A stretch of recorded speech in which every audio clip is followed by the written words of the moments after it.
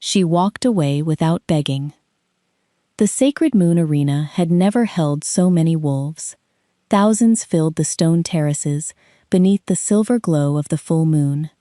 Alphas, elders, warriors, and noble families had traveled from every neighboring kingdom to witness the annual moon blessing ceremony. Tonight was meant to celebrate new beginnings.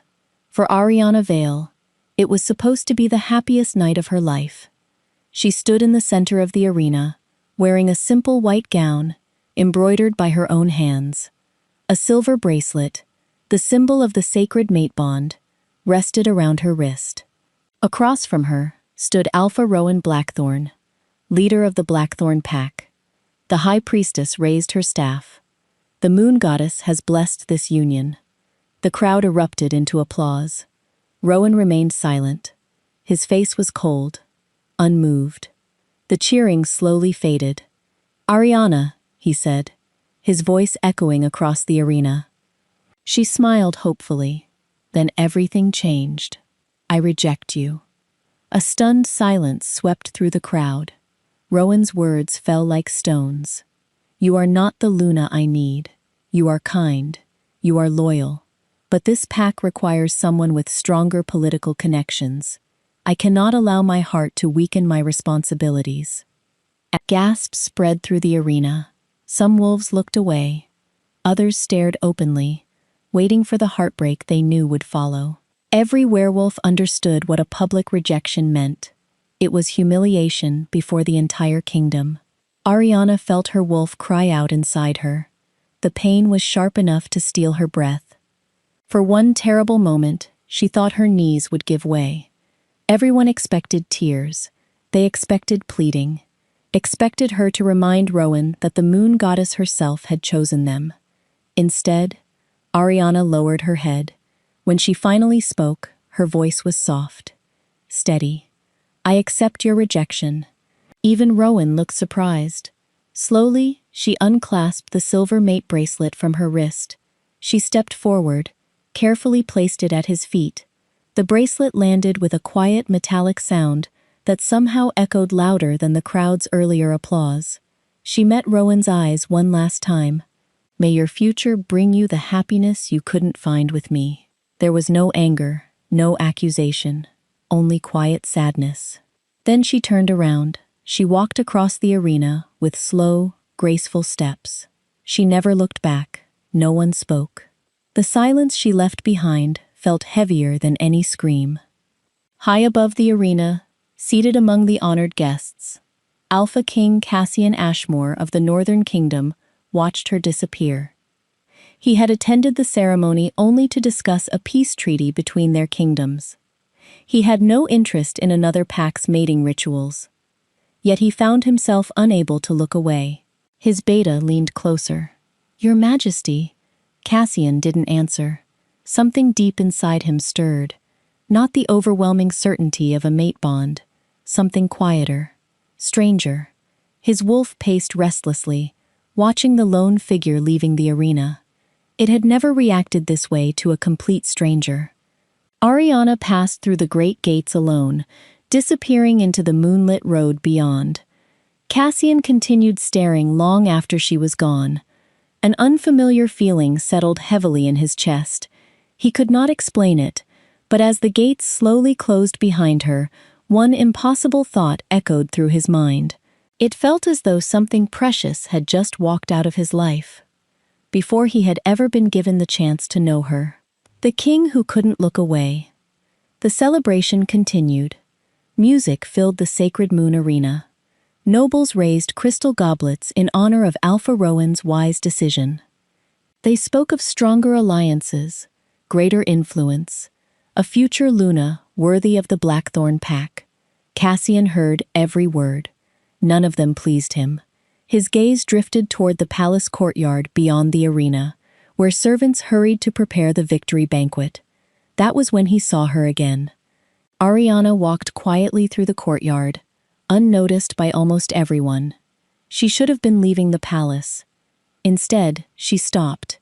An elderly servant, carrying a heavy tray, stumbled on the stone steps. The dishes crashed to the ground. The old man fell with them. Several passing nobles frowned. One stepped around him without slowing. Another muttered, "Careless fool." Ariana didn't hesitate. She hurried to his side and helped him sit up. "Are you hurt?" she asked gently. The servant shook his head, embarrassed. "I'm sorry, miss. I ruined the banquet." "You can replace plates," Ariana said with a warm smile. "You can't replace people." She knelt on the cold stones, gathering the broken pieces with her bare hands, before anyone else moved to help. When she noticed a small cut on the old man's palm, she removed a clean handkerchief from her sleeve and wrapped it carefully around the wound. "There," she said softly. "Keep pressure on it until a healer arrives." The old servant's eyes filled with grateful tears. "After what happened to you, you still stopped to help me." Ariana smiled faintly. "My sadness doesn't make your pain smaller." Cassian watched the exchange in silence. His beta, Gareth, noticed where his attention rested. "Your Majesty?" Cassian didn't answer immediately. Finally he spoke. "She lost everything less than an hour ago." Gareth nodded. "And yet she comforts someone else." Cassian's wolf stirred again, stronger this time. Not longing, not desire, respect. Meanwhile, inside the banquet hall, Rowan accepted congratulations from his advisors. "You made the correct choice," one noble declared. "A Luna without influence would have weakened your reign." Another laughed. "She'll recover. Ordinary girls always do." Rowan forced a smile. Yet, for reasons he couldn't explain, the silver bracelet, lying on the arena floor, kept returning to his thoughts. Outside, Ariana thanked the elderly servant and quietly continued toward the palace gates. Hidden beneath the archway stood the oldest moon priestess. Her silver hair shimmered beneath the moonlight. She watched Ariana leave with eyes filled not with pity, but concern. One young priest approached her. "Should we comfort the rejected girl?" The old priestess slowly shook her head. "No." The young priest frowned. "Why not?" She looked toward the moon hanging high above the palace. The moon goddess hasn't finished writing this story. Far across the courtyard, Cassian saw Ariana disappear through the gates for the second time that evening. His wolf pushed against his chest with unexpected urgency. "Protect her." The command was so clear that it startled him. Cassian turned to Gareth. "Choose 6 men you trust with your life." His beta straightened. "For what purpose, Your Majesty?" Cassian kept his eyes on the road where Ariana had vanished. "They will follow Miss Ariana. They are not to interfere. They are not to reveal themselves. They are only to ensure she reaches home safely." Gareth hesitated. "You believe she's in danger?" Cassian answered honestly. "I don't know." He watched the empty road beneath the moon. "But I know this. My wolf refuses to let her walk through the darkness alone." The secret hidden inside her mother's letter. Ariana reached her cottage just before midnight. It stood at the edge of a quiet forest, surrounded by wildflowers her late mother had planted years before. The little house was modest. Its wooden walls had faded with time. The roof creaked whenever the wind passed through the trees. To Ariana, it had always felt like home. As she stepped inside, her aunt, Miriam, looked up from the fireplace. One glance at Ariana's face told her everything. "So, it happened." Ariana nodded. "He rejected me." For a long moment, neither woman spoke. Then Miriam crossed the room and wrapped Ariana in a gentle embrace. "You came home." Ariana finally allowed the tears she had held back all evening to fall. Not loud sobs, just quiet tears, for the future she had believed was waiting for her. When the tears stopped, Miriam walked to an old cedar chest tucked beneath the window. She knelt, unlocked it with a tiny silver key, and carefully lifted out a sealed envelope. Its parchment had yellowed with age. Across the front, written in elegant handwriting, were the words, "For Ariana. Only if your mate rejects you." Ariana frowned. "My mother wrote this?" Miriam nodded. "The day before she died, She made me promise never to open it, unless this day came. With trembling fingers, Ariana broke the wax seal. Inside lay a folded letter, and beneath it, a heavy silver crest, engraved with a crescent moon, surrounded by 7 stars. She had never seen it before. She unfolded the letter. Her mother's familiar handwriting brought fresh tears to her eyes.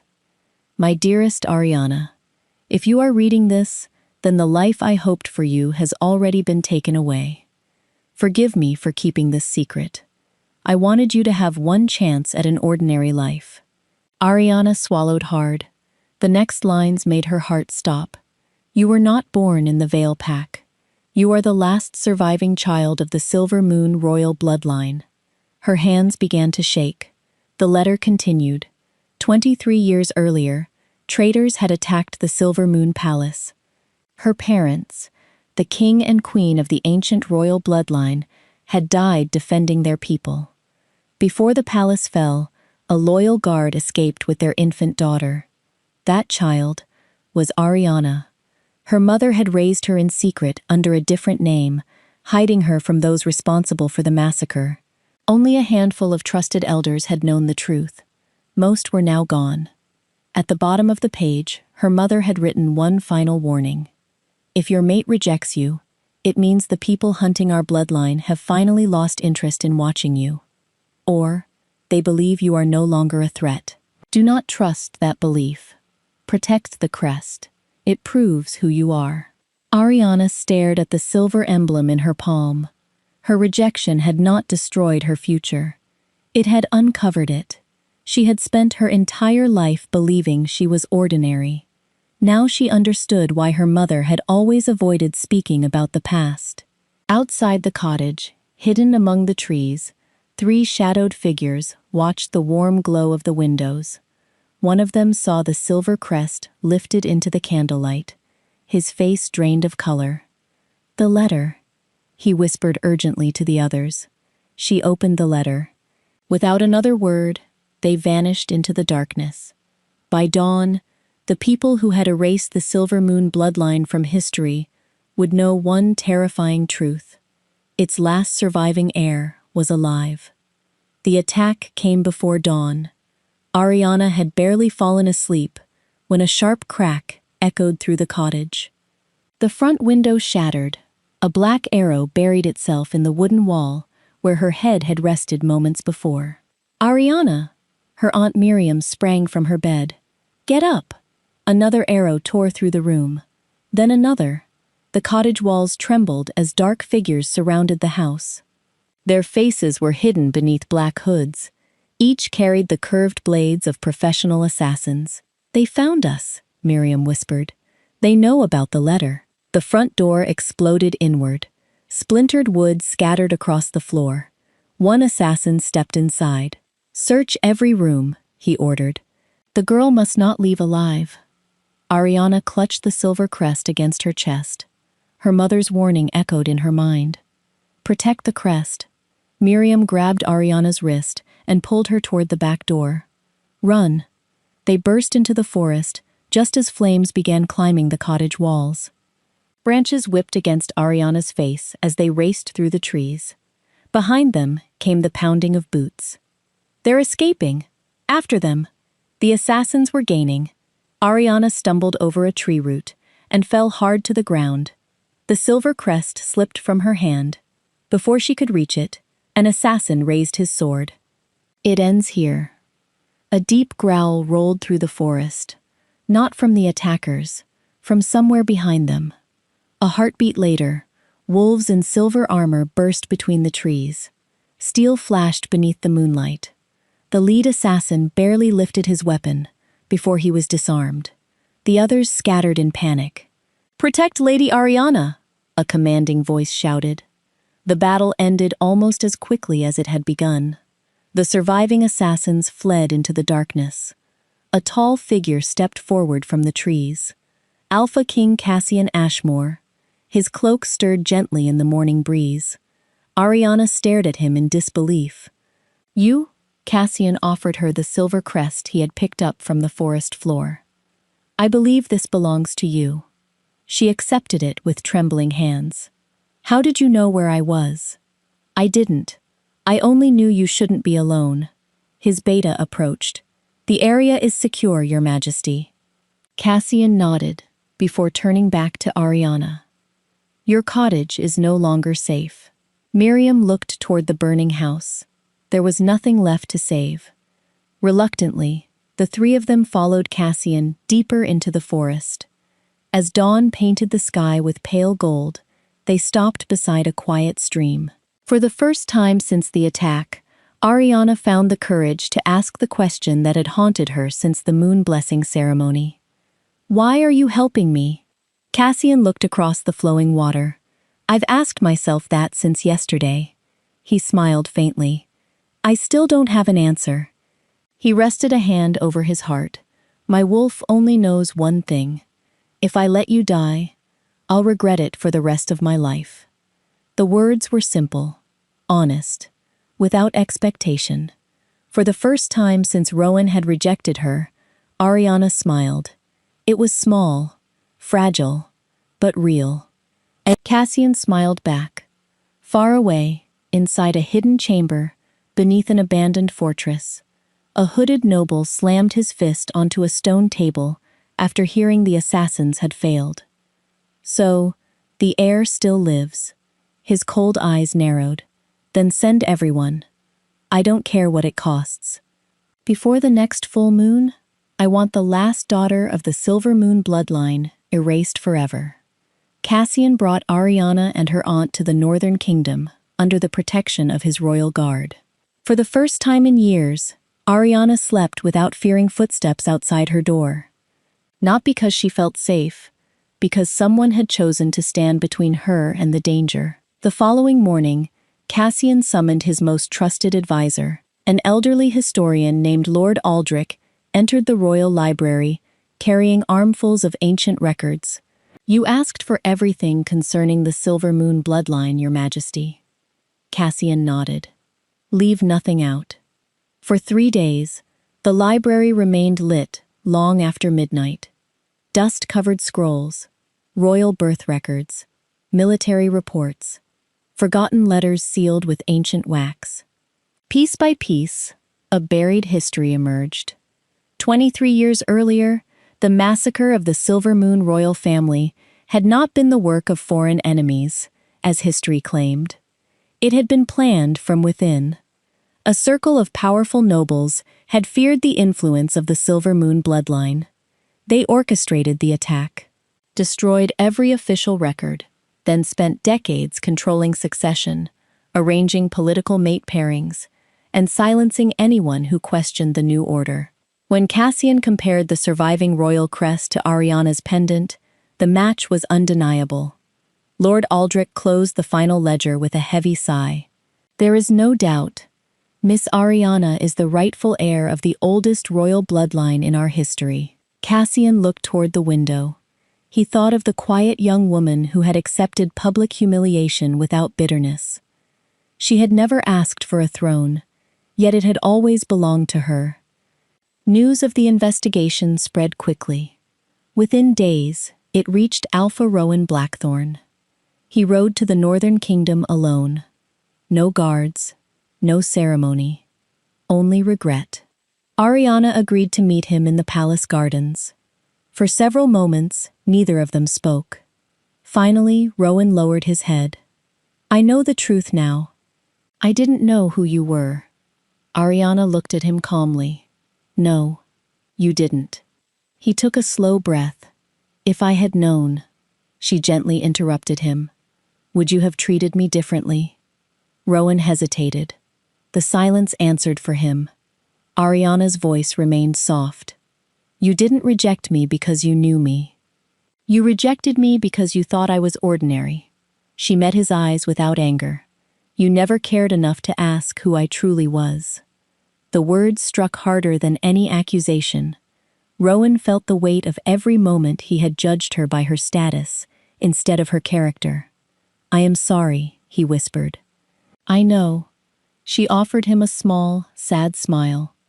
And I hope one day you become the kind of alpha who sees people before titles.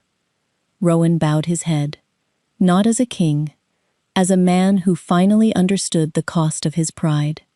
When he left the gardens, he carried no hope that Ariana would forgive him, only the determination to become worthy of the lesson she had given him. That evening, a royal messenger arrived at Cassian's palace, carrying a scroll marked with the seal of every Alpha Kingdom. Cassian broke the wax. His expression hardened. "The Grand Council has been called." Lord Aldrich frowned. "They know." Cassian nodded. "They've learned Ariana survived." The summons contained only one command. Every ruling Alpha was to gather in 7 days, to decide the fate of the last living heir of the Silver Moon bloodline. The Grand Council convened beneath the towering dome of Alphas. Kings, queens, elders, and ambassadors from every werewolf kingdom filled the circular throne hall. Ancient banners hung from stone pillars. At the center stood a single marble platform. That was where Ariana waited. She wore no crown, only a simple blue dress and the silver crest of the Silver Moon bloodline pinned above her heart. Cassian stood a few steps behind her, silent, watchful. Across the chamber, Alpha Rowan Blackthorn took his place among the ruling Alphas. Unlike before, he did not meet Ariana's eyes. The High Chancellor struck his staff against the floor. "The council is now in session." A gray-haired noble rose first. "The existence of the Silver Moon heir creates uncertainty." Another nodded. "Until her identity is fully verified, she should be placed under council custody." Several voices agreed. For everyone's safety.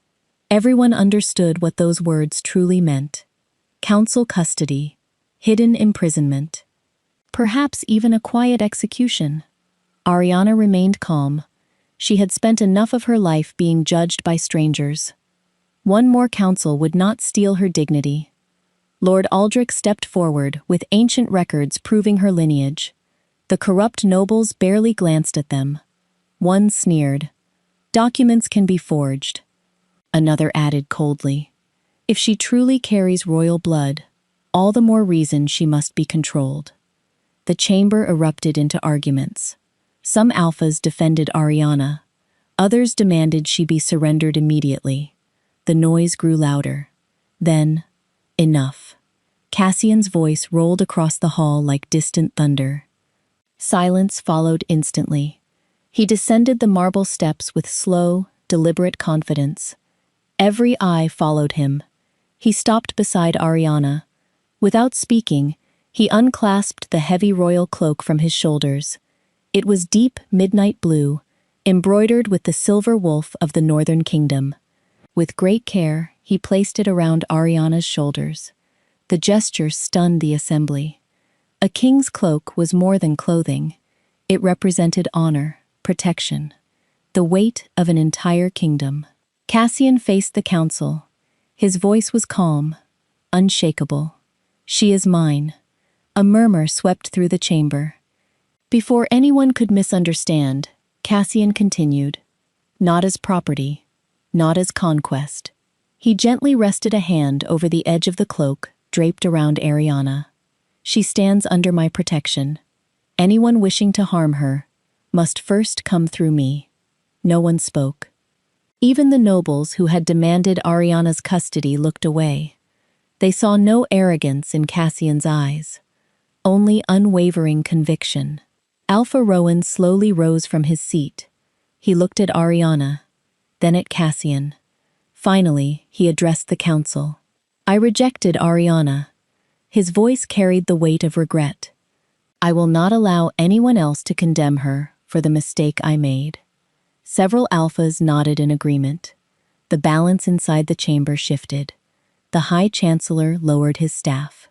"No member of this council challenges the Northern King's protection." The motion to seize Ariana collapsed.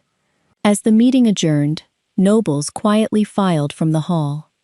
Ariana remained standing beneath Cassian's cloak. For the first time since the moon blessing ceremony, she no longer felt abandoned. She looked up at Cassian. "Thank you." He smiled gently. "You never needed someone to save you. I only wanted to make sure you didn't have to face them alone. For the first time since her rejection, Ariana believed she had found something stronger than fate, someone who chose to stand beside her. Months passed. The conspirators behind the Silver Moon massacre stood trial before every Alpha Kingdom. For the first time in more than 2 decades, witnesses spoke without fear. Former guards revealed how royal records had been burned.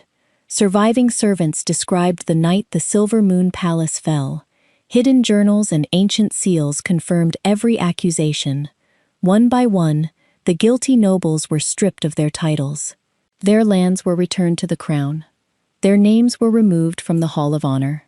History, at last, was allowed to tell the truth. With the conspirators condemned, the ancient Silver Moon Palace was restored. Its broken towers rose again. Its empty halls echoed with life instead of silence. When the final stone was laid, the kingdom invited Ariana to reclaim her family's throne. She accepted not for power, but to honor those who had died protecting it. A few days later, Rowan requested one final meeting. They met in the palace gardens, where white roses bloomed beneath the summer sun. Rowan stood quietly until Ariana approached. "I've rehearsed this conversation 100 times," he admitted, "but none of the words feel enough." Ariana waited patiently. He looked at her with complete honesty. "I know I don't deserve another chance." "No," she replied softly. "You don't." He nodded. "I thought strength meant choosing the most powerful alliance. I confused status with worth." His voice faltered. "I hurt the one person who deserved my respect." Ariana's expression remained gentle. "I forgave you long ago." Rowan looked up in surprise. "But forgiveness isn't the same as returning." She smiled sadly. "I hope you become the kind of alpha who never judges another woman the way you judged me. I hope the next person who stands before you is seen for her heart before her title." Rowan bowed deeply. It was the first time he had ever bowed without pride. "Thank you," he whispered.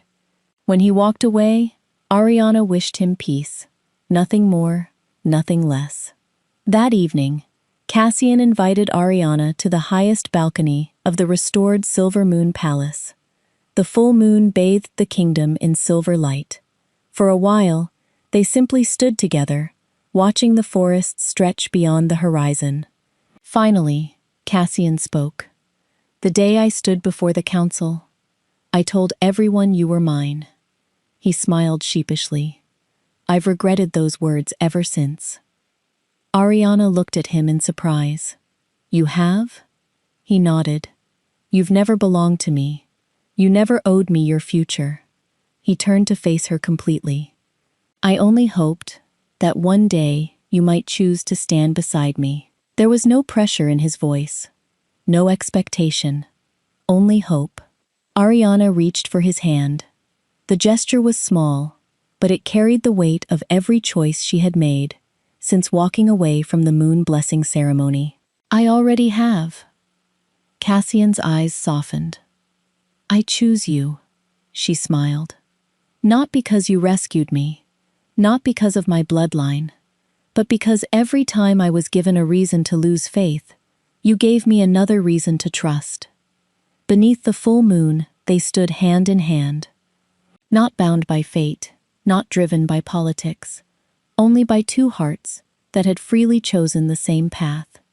And for Ariana, that choice was the greatest freedom she had ever known.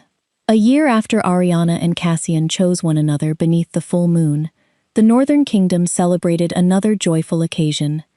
This time, there were no public ceremonies of rejection, no wolves standing before thousands, forced to have their hearts judged like spectacles. Instead, the kingdom gathered to witness Ariana's coronation as queen. She wore the restored silver moon crown, but those who knew her best noticed something else. She still wore the simple silver pendant her late mother had left behind. It reminded her where she had begun, and why she would never allow another young wolf to suffer as she had. On her first day as queen, Ariana presented a new law before the royal council. The chamber fell silent as she spoke.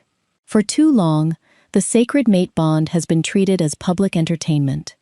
It was never meant to shame. It was never meant to be used as a political weapon. She looked around the room. From this day forward, every wolf shall have the right to accept or refuse a mate bond in private. No rejection will ever again be performed before a crowd. The council listened carefully. Ariana continued.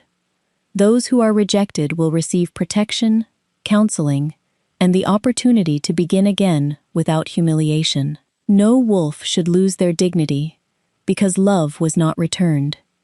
Cassian rose from his throne beside her. I support every word. The strength of a kingdom is measured not by how it honors the powerful, but by how it protects the vulnerable. The decree passed unanimously. Across the kingdom, wolves celebrated the change. Young men and women no longer feared becoming the next public spectacle. Families thanked the queen for ending a tradition that had quietly broken countless hearts. Ariana did not stop there. She established sanctuaries where rejected mates could rebuild their lives. Scholarships were created for wolves who had lost opportunities because of broken mate bonds.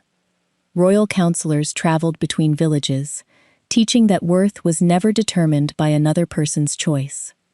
The reforms spread beyond the northern kingdom. Neighboring rulers soon adopted similar laws. Even Rowan Blackthorn returned to his own pack and abolished the public rejection ceremony there. When reporters asked why, he answered simply, because Queen Ariana showed us that dignity deserves protection. Years passed. The kingdom flourished under Ariana and Cassian's rule. The people admired their wisdom. But they loved something else even more.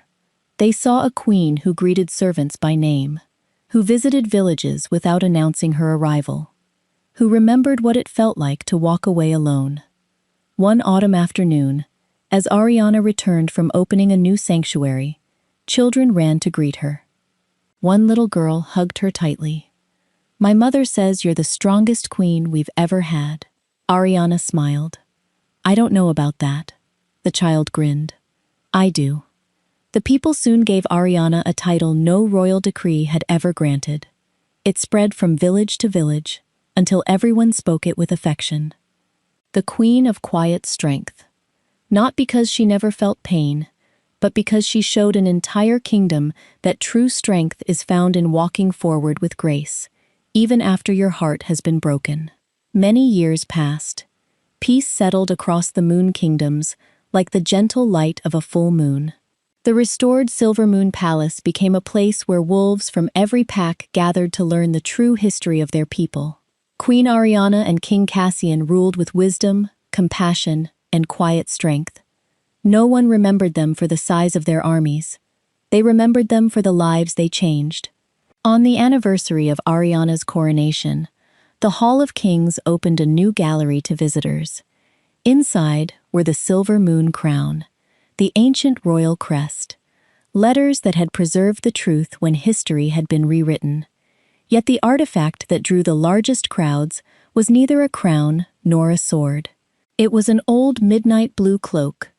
Time had faded its rich color. The silver wolf embroidered across the shoulders had softened with age. Still, it rested in a place of honor beneath a crystal case. A young boy stopped in front of it and frowned. Why is an old cloak in the Hall of Kings? His grandmother smiled, but did not answer. Instead, Queen Ariana, now with silver woven through her hair, approached him. She looked at the cloak with the same gentle expression she had worn for many years. Because that cloak changed my life. The boy blinked. It doesn't look magical. Ariana laughed softly. It wasn't. It couldn't defeat armies. It couldn't heal wounds. It was only cloth. She rested a hand lightly against the glass. But the person who placed it around my shoulders gave me something far greater. The boy tilted his head. What was it? Safety, she smiled, and the chance to believe I wasn't alone. Nearby, King Cassian joined her. His hair had turned silver, but his eyes remained as kind as ever. He looked at the visitors gathered around the display. Power can make people obey, he said, but it cannot make them feel protected. He pointed toward a polished stone beside the cloak. Freshly carved into its surface were the words every child in the kingdom learned before reaching adulthood. Power may command obedience. Below it, another line completed the thought. But only respect earns devotion. The visitors stood quietly reading the inscription. Some wiped away tears. Others simply nodded, understanding that those words had shaped an entire generation of rulers. As evening settled over the palace, Ariana and Cassian walked together through the moonlit gardens. The same moon that had watched Ariana leave the sacred moon arena alone now shone peacefully above them. Cassian smiled. "Do you ever think about that day?" Ariana looked toward the stars. "I remember the rejection." She slipped her hand into his. "But I remember something else more." "What?" She looked at him with the same quiet warmth she had shown the frightened servant all those years ago. "The moment someone chose to protect me before asking me to love him." Cassian squeezed her hand gently. History remembered the quiet she-wolf who accepted her rejection without begging. But the kingdoms never forgot the Alpha King who stepped forward when everyone else stepped back. He wrapped his royal cloak around the woman the world had discarded, not to claim her, not to possess her, but to promise that she would never have to face the darkness alone again. And that simple act of respect became the first page of the greatest love story the Moon Kingdoms had ever known.